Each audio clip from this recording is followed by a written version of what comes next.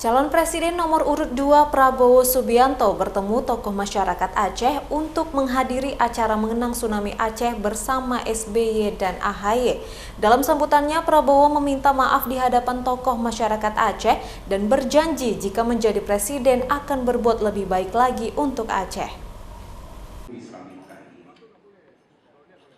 Calon Presiden nomor urut 2 Prabowo datang berkunjung ke Aceh bersama SBY dan AHY untuk bertemu tokoh masyarakat Aceh dalam agenda silaturahmi dan mengenang 19 tahun tsunami Aceh.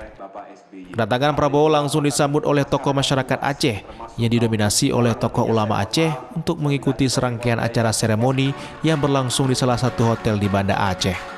Ratusan tokoh masyarakat Aceh dengan khidmat mendengarkan sambutan SBY, AHY hingga Prabowo yang menggambarkan sejumlah peristiwa besar termasuk konflik Aceh hingga tsunami Aceh. Prabowo mengatakan datang berkunjung ke Aceh untuk mengenang peringatan tsunami Aceh. Ia berharap jika terpilih akan memberikan perhatian lebih terhadap Aceh ke depannya.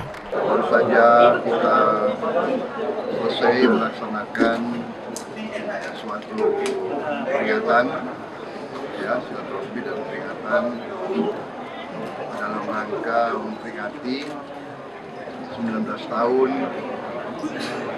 bencana tsunami Aceh. Prosesnya sesudah itu proses pidana. Jadi saya diundang oleh panitia dan tentunya ini juga dihadiri Pak SBY dan itu Presiden dan memimpin krisis yang sangat sulit, sangat berat dan mampu melaksanakan suatu proses rehabilitasi dan rekonstruksi, mengendalikan saat-saat genting di mana bencana ini salah satu yang sangat-sangat besar tidak saja untuk Indonesia tapi untuk dunia.